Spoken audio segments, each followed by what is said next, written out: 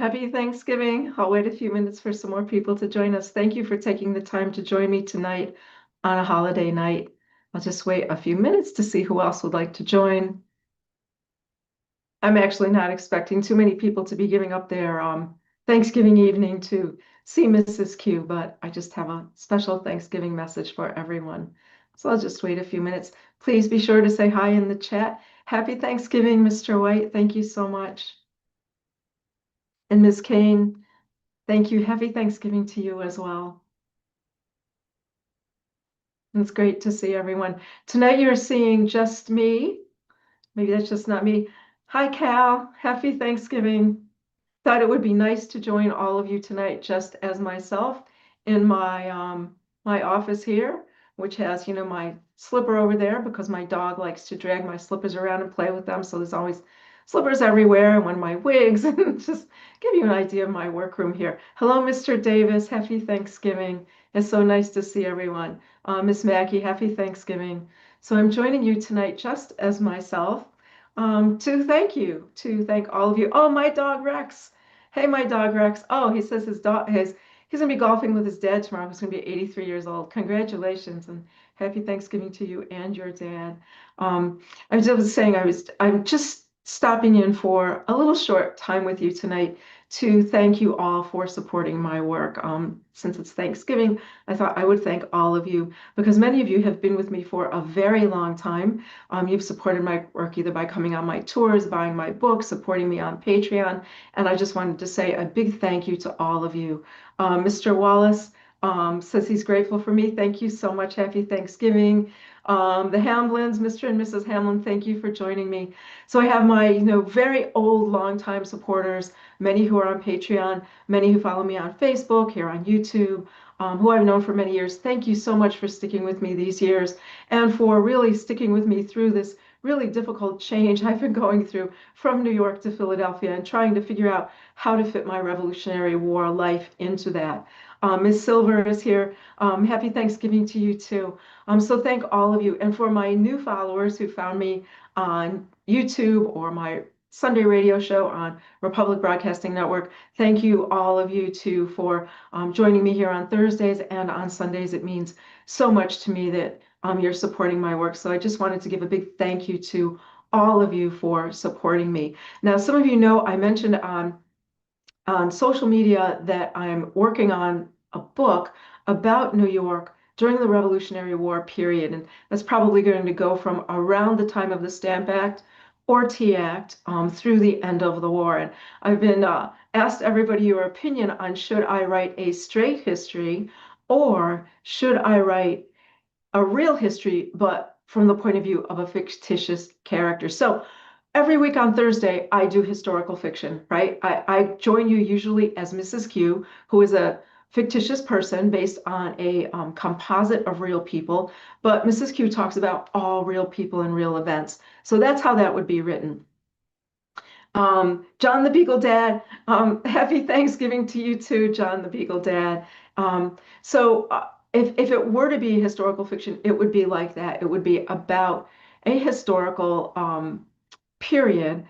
Everyone would be real. It would be hard history, but with it all brought together around a fictitious person who would be very similar to Mrs. Q. In other words, it would be Mrs. Q's life meeting Mr. Q, how all that happened, what she experiences during the war, and all of that sort of stuff.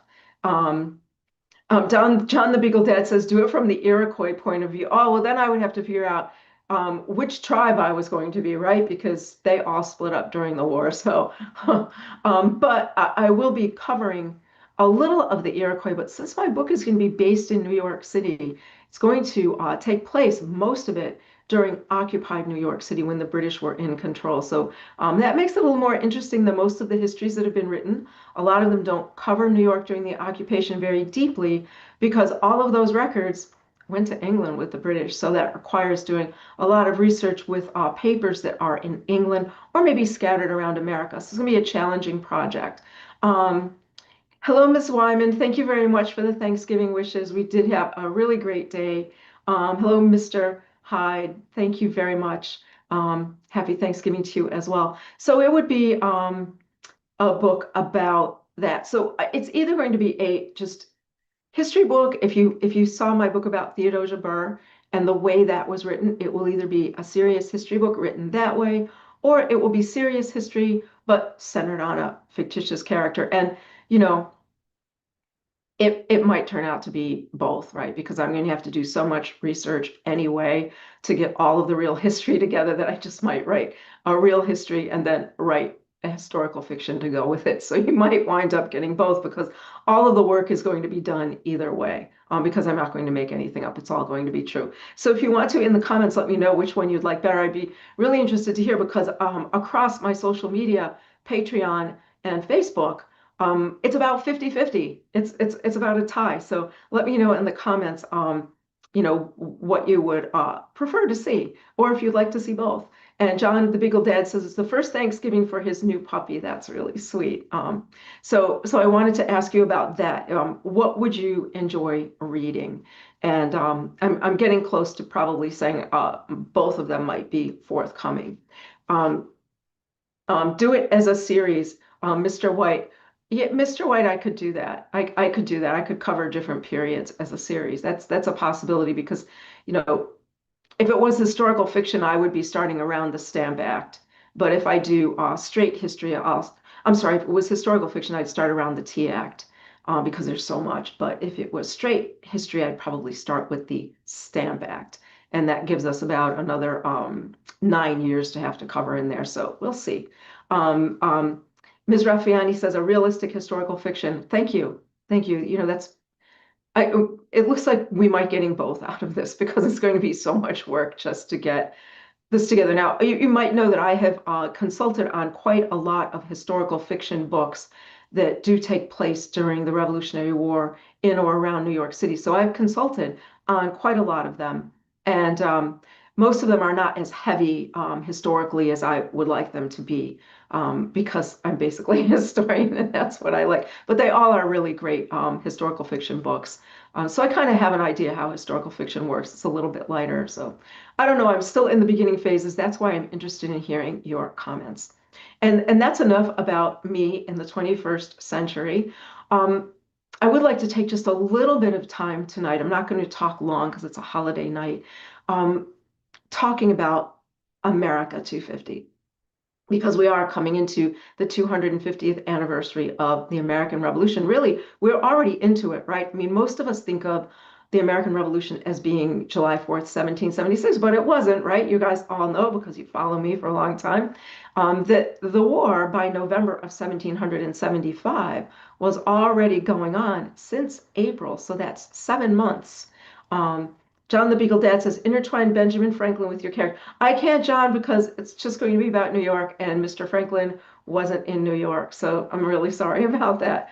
Maybe some information about what Franklin is up to elsewhere, but since I'm going to be focused on primarily New York during the British occupation, there's not a lot that people in occupied New York know about what's going on in the rest of the country that's true, but I'll be getting into that. As I said, nobody's really done anything in depth that I know about of that occupied period because it's so hard to find everything. But you know, I'll dig around and I'll find it all. So what I do best. Um, yes, Ben Franklin was in Pennsylvania, and for most of the war, he was in France. He was traveling, so he wasn't here a lot. So anyway, so we are into America 250 already, right? Starting last April 19th. 1775 with Lexington and Concord. Ms. Wyman wants to know, would I talk about the spies? Oh, I would talk about the spies very much. Not only the Culper spies, but the Mercereau spies as well, because, you know, there were two spy rings going on at that time. The one you guys all know about, the Culper spy ring, based in Setauket. And there was another spy ring that operated for many more years that was more widespread that operated out of Staten Island through the famous Mercereau family. And so if you think about it, the Culper spy ring worked Long Island and up the east side of the Hudson, and the Mercereau spy ring worked from Staten Island across to New Jersey and up the west side of the Hudson. And sometimes they intertwined in occupied New York. So some of those spies crossed each other's paths in New York. So that's an interesting story all its own. Um, Oh, my dog Rex says Franklin was meddling with the banksters. Oh boy, that's another whole different story, right? All the financing and banking going on. So it's November of 1775. Let's say it's November 27th, 1775. The war has been going on for 7 years, and I want to talk about it a little bit because I want you, as part of your Thanksgiving, to think about what was happening 250 years ago and to remember the people who were beginning this revolution against England. Um, against England, right? So this is just beginning now. It's early on. Nobody really knows where it's going or what's going to happen. And John the Beagle Dad says maybe have the character in charge of a newspaper in New York City. If I do historical fiction, it'll be my merchant character, and it'll be all about her life as a merchant during that time and her family, because merchants had a lot of ability to move around through high society. So it would have to be someone like that. Hello, Miss Wetzel. Happy Thanksgiving to you too. So it's November, and the Americans have decided to mount an expedition into Canada, right? The British have a headquarters at Montreal. And so the idea is to go up there and try to dislodge that headquarters at Montreal, disrupt their base in Quebec, and hopefully get the Canadians to join us in our rebellion. So was it a good idea or not? Who knows, but that's what they did. There were two expeditions going to Canada. One was led by Major General Richard Montgomery of New York. Montgomery was an Irishman who had served in the British military in the French and Indian War, then resigned his commission, settled in the Hudson Valley, and of course joined the Americans during the Revolutionary War. So he's leading regiments up to Montreal, where they're going to fight. And then the plan is from Montreal, they're going to go over to Quebec, where they're going to meet another force that's going to Quebec, led by then Colonel Benedict Arnold. And that expedition is going to go from Boston. They're going to sail into Maine near Kennebunkport, and then they're going to march through the wilderness to Quebec. They have a bunch of maps that it's now believed were purposely inaccurate. So there's a belief that when the British cartographers like John Montresor drew their maps, they did some inaccuracies on purpose, because they didn't want the French or the Spanish or whoever was around who might have been a rival to actually know the details, and that only the map maker would know what was not right in the map, not accurate in the map. So it's believed now that the maps that Arnold had, which were British drawn maps, of course, because they were the only surveyors then, had some purposeful inaccuracies in them, which made the trip really brutal going through Maine. My good friend Cal Robbins says, as a fictitious character presenting the true history, you were able to fill in the nuances that raw history leaves out. That is very true, Cal, and that's why I'm thinking of doing it. And John the Beagle Dad says it should prove interesting, however, the formation of the character and adventures she gets into. Yeah, there are some very interesting things she can get into as a very wealthy young lady, young single lady in occupied New York.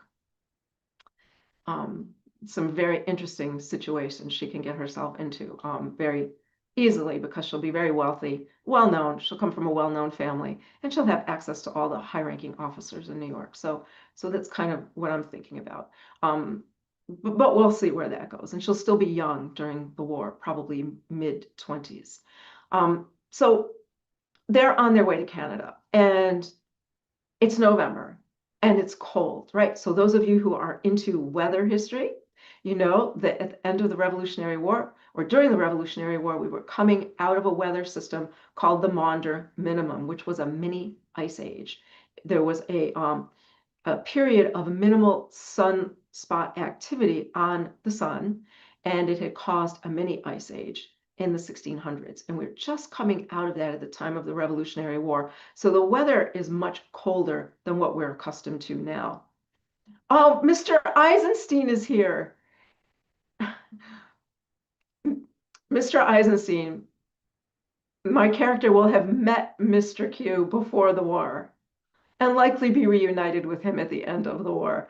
So Mr. Eisenstein is here on Facebook, one of my oldest friends, and another one of my oldest friends, I believe, is watching on YouTube, my friend Julie, and they are both old friends of mine from my NYU college dorm Weinstein Residence Hall. So I just wanted you guys to know that you're watching on different platforms, but you're both here tonight. So thank you for joining me. So it's freezing cold, colder than what we're used to. And do they have nice fleece like this? No. Do they have insulated boots? No. They have wool. They have linen. That's it. They maybe have leather shoes. Um, that's it. And they're in the freezing cold and they're wet, right? Because as they're going through the wilderness of Maine, where they don't know where they are, they're actually trying to use waterways, and then carrying boats between those waterways. So they're getting wet and it's horrible and they're running out of supplies. So imagine this. A couple of 19-year-old kids in New Jersey from Elizabeth, New Jersey. Matthias Ogden and Aaron Burr, 19 years old. The two guys have grown up in the same household like brothers. Mr. Burr is being raised by his uncle and his wife, who happens to be Mr. Ogden's older sister. So they're like brothers. And they decide, hey, we're going to join up with Benedict Arnold, go on that expedition to Quebec. And thousands of young men were doing this, right? They'd never left their hometowns. Some of them never fired a weapon, much less fired a weapon at a human being. And they're all leaving their towns to join up with this expedition, or these expeditions, I should say, to Montreal and Quebec. Some of them younger than 19. Maybe Burr and Ogden are like real adults at 19 at that time. Some of them probably 16, 17, men of all ages. Imagine doing that. Freezing cold winter of 1775, 76. Joining up with these guys saying, hey, we're going. We're going to go fight for our country. We're going to go up there. Incredible idea, isn't it? That young men would do that. I mean, today their mothers probably wouldn't let them. And, Aaron Burr's uncle who raised him sent a man to Massachusetts to get him to come home. Sent a man to Massachusetts and said, bring him home. And Burr said to the guy, no way, go back to my uncle. I'm not going home. I'm a man. I'm going to be a soldier. I want to do what's right. And he went on through the entire expedition, as did young Matthias Ogden. Horrible expedition. Men froze, men got sick. One of the men on the expedition who was in charge of all the supplies, just turned around and went back. It was a nightmare. Arnold wound up going out with his own money to various villages and people they could find along the way to pay people to hold on to some of his sick soldiers until they made the return trip and paid for their lodging so they could stay somewhere so they could be picked up on the way back. Incredible journey. Really incredible. They just did a reenactment of a segment of that journey up there. Really, really wild. Think about that. 250 years ago, right now, the young men of America were doing that. And some of the older men too were doing that. They were leaving their homes, going to someplace they didn't know where it was. I mean, you think two kids in, Elizabeth, New Jersey had any idea where Quebec was in Canada? I mean, some of the young men knew. So if there were some of the young men along the Hudson Valley who might have been fur traders or fathers were fur traders, they probably knew where it was. And it was far and it was cold. But a lot of these kids didn't know. Like, no, we're going to be soldiers. We're going to fight for our country. So amazing, right? So Montgomery's men get to Montreal and they're successful. They win at Montreal, which is pretty amazing. They have a success at Montreal. And then they turn and they go to meet Arnold at Quebec. And when they get to Quebec, of course, it's freezing cold. Montgomery's troops are in one place, Arnold's troops are another place. They have to communicate. And Burr had become at that point one of Arnold's most trusted young soldiers because he had shown himself to be resourceful, to be strong. Burr at one point went out and spoke to some of the native tribes through the area to try to barter for supplies. He was a very courageous young man. And Burr also had a background in the clergy, right? His whole father's family are clergy. His father is a pastor. His uncle who's raising him is a pastor. His grandfather was Jonathan Edwards. So, and he went to a religious school, College of New Jersey, Princeton. So they figure out that Burr can impersonate a pastor, which he does, and moves around to get over to Montgomery, where he delivers message from Arnold of where to meet them, and he becomes the go-between. And he also is going to become Montgomery's aide-de-camp, his right-hand guy. And the weather's getting bad, end of December, what's going to happen December 31st? All those enlistments are up. This is going to plague Washington 1776 as well, which I'll be talking to about as Mrs. Q in a few weeks, what happens there. All those enlistments are going to be up on January 1st. So the weather's bad. There's a huge storm coming in, but Arnold has to attack Quebec on December 31st. He has no choice. He may not have any men on January 1st.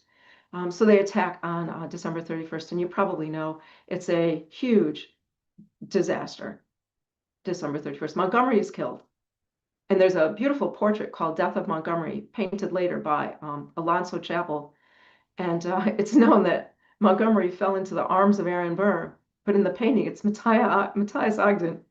I'm not sure if, because the two guys were together so often, Alonzo Chapel had confused them, or I'm not sure why. But when you look at the painting, if you know who the two guys are, it's Ogden who's catching Montgomery and not Burr. Burr survives. Arnold survives, but is wounded in the leg. And I think that all of the riflemen, Daniel Morgan's riflemen, I think they're all captured at Quebec. The whole gang of them are captured and kept as prisoners for a while, then released. So it's a horrible battle, lost, and then they all have to get back to New York or wherever they're going. So think about that. November, December 1775. The war has just begun. It's going to be 7 more long years, right, before it's over. And these young men are doing an incredible task going to Montreal and Quebec to fight for what they don't even know yet. They don't know there's going to be United States of America yet, right? Nobody's said that yet. Thomas Paine's not going to write Common Sense until February, where he suggests the United States of America, and the Declaration of Independence that declares it isn't going to be out till July. So there really isn't a concept of this United States of America or anything. It's just we're going up to try to free ourselves from the tyranny of the crown. But nobody really knows what that means or where that's going. Yet they still all go do it. So think about them, this holiday season while you're celebrating, that we're here in great part because of those young men already started up in 1775 to go fight for what would become our nation. I have some comments here. My dog Rex says, all you Northerners, hey, have your snow shovels ready. I'll be golfing. CPA Tuttle says, hey, my direct 5th grade grandfather was in that enlistment. That is super. That is so great. That's something really to be proud of. And Mr. Tuttle, are you in the Sons of the American Revolution? Are you a member of the SAR? That is really great. Mr. White says there is an interesting diary written by John Joseph Henry, which is published by Leonard, entitled A Rifleman with Morgan, which details the event. So that'd be interesting. I haven't seen that. I'll get it. It's called A Rifleman with Morgan. Morgan's rifles were integral to so many important battles during the war. John the Beagle Dad says, that's okay. I'm going to Kennedy Space Center in December. So wherever you are, as we reach the end of the year and approach December 31st, think about those early battles where nobody really knew what they were fighting for yet, but they still got up and they did it. And of course, both Burr and Ogden are going to survive. They'll both go on to have stellar military careers. And along with the third young man, Aaron Ogden, throughout the war are going to be known as the Jersey Boys, Aaron Burr, Aaron Ogden, and Matthias Ogden. And all three will serve in the military and have careers. And Matthias and Aaron Ogden will be members of the Mercereau spy ring. And it's very likely that Colonel Burr helped them out too. So all stuff, great stuff about the American Revolution. So that is all I wanted to talk about tonight to get you in the mood to thinking that America 250 doesn't start with July 4th and the Declaration of Independence. We are already right in the midst of it. And these early battles and early events are things that don't get a whole lot of coverage, but I'm going to try to cover them for you week to week on Mrs. Q Live. So you'll know really what's going on before the big declaration and the really brutal part of the war that breaks out. Although I have to say that march through the wilderness to Quebec was pretty brutal, right? So very bad. So thank you all so much for joining me. Thank you so much for supporting my work here and on RBN. By the way, my RBN fans, there is no RBN show this Sunday. RBN is off this weekend for Thanksgiving. I think the show I'm rerunning The show I'm rerunning on Sunday is the one from about a month ago about No Kings. So if you hadn't heard that, you can listen to that on Sunday. But I will be back next Thursday as my other Mrs. Q, and I'll be back the following Sunday with a new show on RBN. Someone says, Tom Carl, I'm new to your channel and I love it. Thank you so much for being here. And if you haven't seen me in 18th century costume yet, join us next Thursday where I will be full 18th century. This is my 21st century home. Next week, you see my 18th century home. Thank you all so much. Happy, happy Thanksgiving. And hopefully I'll see you next Thursday in Hanover Square in Mrs. Q's parlor. Good night.